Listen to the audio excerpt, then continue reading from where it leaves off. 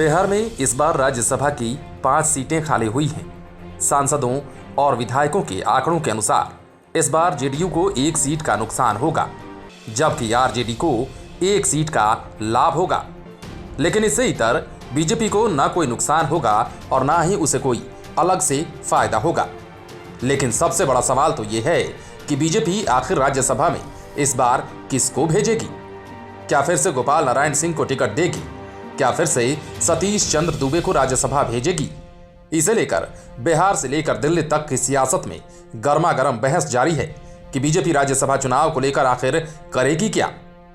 इन राज्यसभा सांसदों का कार्यकाल 21 जून 2022 से 1 अगस्त 2022 के बीच समाप्त हो रहा है। पूर्व केंद्रीय मंत्री शरद पवार की सीट 2017 से ही खाली है। आपको बता दें कि राज्यसभा की खाली होने वाली सीटों में बीजेपी की 2 सीटें हैं, एक गोपाल नारायण सिंह की तो दूसरी सतीश चंद्र दुबे की। इनके अलावा जेडीयू की भी 2 सीटें खाली होने जा रही हैं। इनमें एक सीट आरसीपी सिंह की है तो दूसरी सीट शरद यादव की। शरद यादव वर्तमान में आरजेडी में हैं।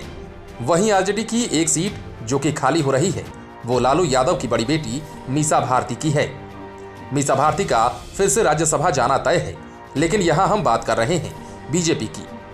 बीजेपी की दोनों खाली सीटों पर कौन कौन जाएंगे? गोपाल नारायण सिंह और सतीश चंद्र दुबे फिर से राज्यसभा जाएंगे या फिर इनका पत्ता कटेगा? दरअसल राजनीति भी बड़ी अजीब चीज है। कब किसकी किस्मत खोल दे नहीं कहा जा सकता है। कब किसकी किस्मत बंद हो जाए इस बारे में भी नहीं कहा जा सकता। बीजेपी सूत्रों से कुछ ऐसे ही संकेत मिल रहे हैं। इसे लेकर दिल्ली की सियासत में तेज चर्चा है। सूत्रों पर भरोसा किया जाए तो बीजेपी के दोनों कद्दावर नेताओं को इस बार पार्टी रिन्यूअल करने के मूड में नहीं है। इस बार बीजेपी दोनों सीटों पर नए चेहरों को उतारना चाह रही है। तो आइए आपको सबसे पहले ये बताते हैं कि गोपाल नारायण सिंह और सतीश चंद्र दुबे कौन हैं और इन्हें राज्यसभा भेजने की जरूरत क्यों पड़ी थी। खासकर सतीश चंद्र दुबे पर 2019 में बीजेपी ने क्यों दांव लगाया था। दरअसल गोपाल नारायण सिंह बीजेपी के कद्दावर नेता रहे हैं। इनकी अपनी यूनिवर्सिटी है और ये पत्थर व्यवसाय से जुड़े हुए हैं। अब तक काफी उम्रदराज हो गए हैं, लगभग 79 साल के हो चुके हैं। इन्हें दोबारा टिकट मिलने की राह में अधिक उम्र ही बड़ी बाधा बनकर सामने आ रही है। गोपाल नारायण सिंह बिहार में बीजेपी के प्रदेश अध्यक्ष रह चुके हैं। 2003 में इन्हें अध्यक्ष बनाया गया था। हालांकि कार्यकाल पूरा होने के 3 माह पहले ही इन्हें अध्यक्ष वाली कुर्सी छोड़नी पड़ गई थी। तब इनकी जगह ही 2005 में सुशील मोदी प्रदेश अध्यक्ष बने थे। ये बीजेपी में प्रदेश अध्यक्ष के अलावा उपाध्यक्ष और कोषाध्यक्ष की भी जिम्मेदारी संभाल चुके हैं। 2020 के विधानसभा चुनाव में गोपाल नारायण सिंह को नबीनगर से उतारा गया था। हालांकि उन्हें सफलता नहीं मिली, फिर ये अपनी राज्यसभा सीट पर बरकरार रहे। अब बात करते हैं सतीश चंद्र दुबे की। हर कोई जानना चाहता है कि सतीश चंद्र दुबे कौन है। तो आपको बता दें कि सतीश चंद्र दुबे वाल्मीकि नगर से सांसद रहे हैं। अपने इलाके के दबंग नेता माने जाते हैं। एनडीए में जब जेडीयू दोबारा शामिल हुई तो इसका खामियाजा सतीश चंद्र दुबे को उठाना पड़ा था। दरअसल 2019 के लोकसभा चुनाव में वाल्मीकि नगर सीट जेडीयू के खाते में चली गई थी। हालांकि उस समय इसका सतीश चंद्र दुबे ने जबरदस्त तरीके से विरोध किया था, लेकिन तब उन्हें दिल्ली बुलाकर पार्टी ने समझाया। इतना ही नहीं, सतीश चंद्र दुबे को खुद अमित शाह ने आश्वस्त किया, तब जाकर वो माने थे। फिर 2019 में राम जेठमलानी के निधन से खाली हुई सीट पर सतीश चंद्र दुबे को भेजा गया था। पॉलिटिकल पंडितों की माने तो 2019 में सतीश चंद्र दुबे को राज्यसभा भेजा जाना बीजेपी के लिए एक इतिहास ही बन गया था। दरअसल आजादी के बाद बिहार से पहली बार सतीश चंद्र दुबे के रूप में किसी ब्राह्मण को बीजेपी ने राज्यसभा भेजा था। बीजेपी का मन अचानक नहीं बदला था, उस समय ऐसी परिस्थिति बन गई थी।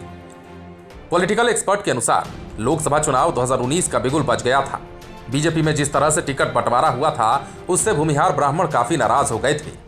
ब्रह्मर्षि समाज के लोग कहने लगे थे कि उन लोगों को हाशिए पर धकेल दिया गया है। टिकट बंटवारे से आहत पार्टी के तत्कालीन विधान पार्षद सच्चिदानंद राय ने इसके खिलाफ बगावत कर दी थी। उन्होंने पार्टी पर उपेक्षा का आरोप लगाते हुए खुद महाराजगंज से चुनाव लड़ने का ऐलान कर दिया था। उनकी देखा देखी ऐसा ही सिचुएशन अन्य लोकसभा क्षेत्रों में भी देखने को मिलने लगा। इस ऐलान से बीजेपी के भीतर खलबली मच गई।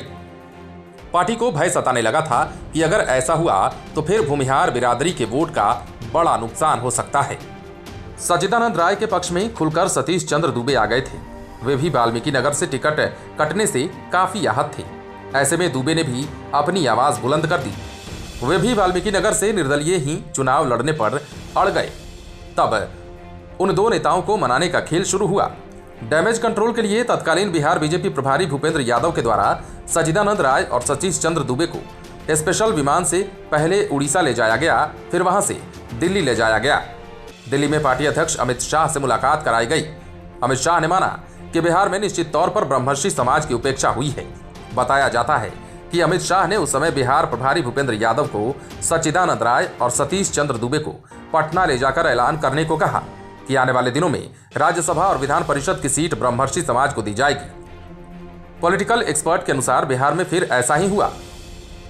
इसके बाद दोनों ने चुनाव लड़ने के निर्णय को वापस लिया और इसके बाद बीजेपी ने 2019 में सतीश चंद्र दुबे को राज्यसभा भेज दिया।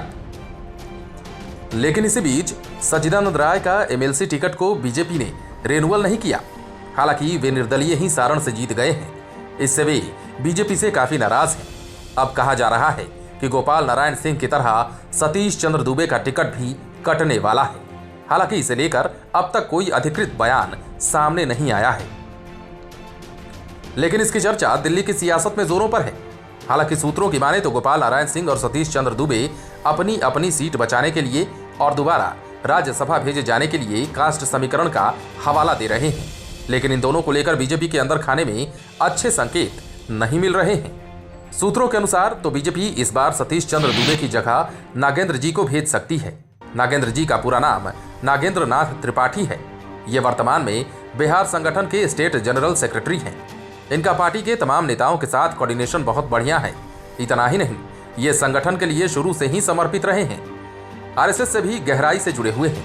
नागेंद्र जी ने बिहार की कमान संभालने से पहले लगभग 8 वर्षों तक यूपी में बीजेपी को मजबूत किया है। नागेंद्र जी के अलावा मिथिलेश तिवारी के नाम की भी चर्चा तेज है। मिथिलेश तिवारी वर्तमान में बीजेपी के उपाध्यक्ष हैं और ये बैकुंठपुर से विधायक रह चुके हैं।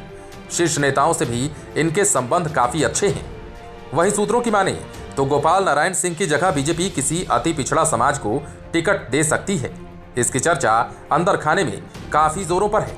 बहरहाल अब देखना दिलचस्प होगा कि बीजेपी नए चेहरों पर दाव आजमाती है या लास्ट आवर में कोई और भी बड़ा उलटफेर हो जाता है।